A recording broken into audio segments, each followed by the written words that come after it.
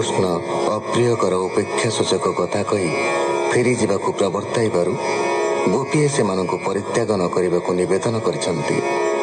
ଶ୍ରୀକୃଷ୍ଣ ସ୍ୱୟଂ ଆତ୍ମାରାମ ହେଲେ ହେଁ ଗୋପୀଙ୍କ ପ୍ରାର୍ଥନା ଶୁଣି ସେମାନଙ୍କ ସହିତ ବିହାର କରିବାକୁ ଅଙ୍ଗୀକାର କଲେ ଏବଂ ବାହୁ ପ୍ରସାରଣ ପୂର୍ବକ ଆଲିଙ୍ଗନ ପ୍ରଦାନ କଲେ। ତଦ୍ୱାରା ଗୋପୀ ସଂସାରର ସବୁ ନାରୀଙ୍କ ମଧ୍ୟରେ ନିଜକୁ ସର୍ବଶ୍ରେଷ୍ଠ ବୋଲି ଭାବିଛନ୍ତି। ଏହି ଗର୍ଭାଭିମାନ ଯୋଗୁଁ ଶ୍ରୀକୃଷ୍ଣ ସେମାନଙ୍କୁ ଛାଡ଼ି ବୃନ୍ଦାବତୀ ସହିତ ଅନ୍ତର୍ହିତ ହୋଇଯାଇଛନ୍ତି।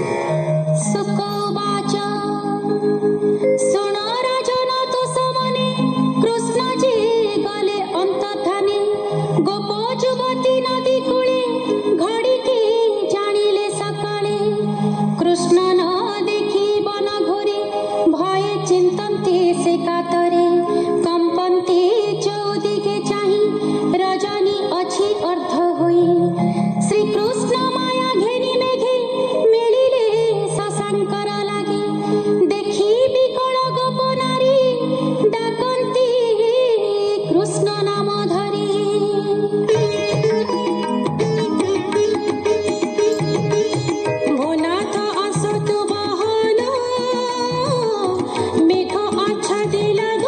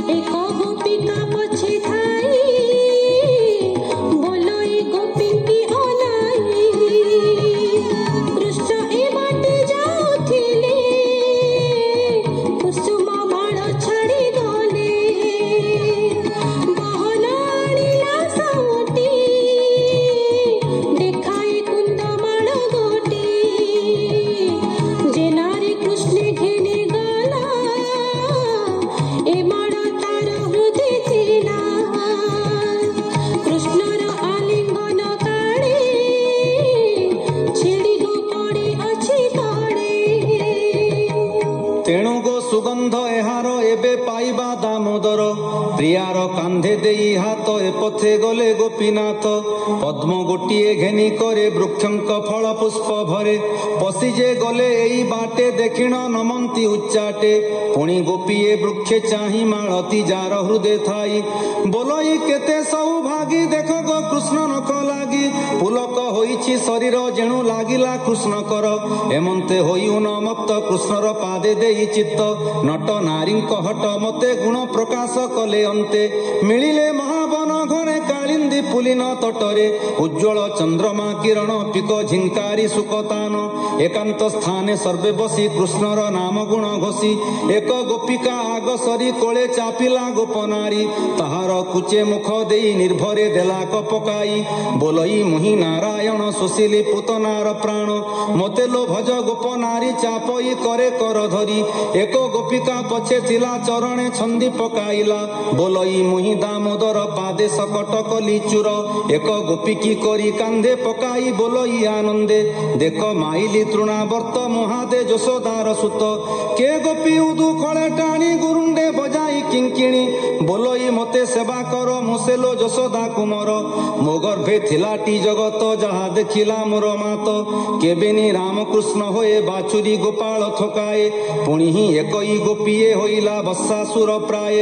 ଏକ ଗୋପୀଏ ଧରି करे ବୁଲାଇ ପିଟିଲା ବୃକ୍ଷରେ। ବୋଲଇ ମୁହିଁ ଦାମୋଦର ଦେଖ ମାଇଲି ବତ୍ସାସୁର। ଆର ଗୋପୀଏ ବୃକ୍ଷ ଡାଳେ ଧରି ଚିରିଲା ବେନି ଫାଳେ। ବୋଲେ ମୁଁ ଯଶୋଦା କୁମର ଦେଖ ଚିରିଲି ବକାସୁର। କେ ବୃକ୍ଷ ଡାଳେ ମୁଖ ଦେଇ ଗୀତ ସୁସ୍ୱରେ ବେଣୁବାଇ। ଏକର କନ୍ଧେ ଦେଇ ହସ୍ତ ଚାଲଇ ଜହ୍ନେ ଗୋପୀନାଥ।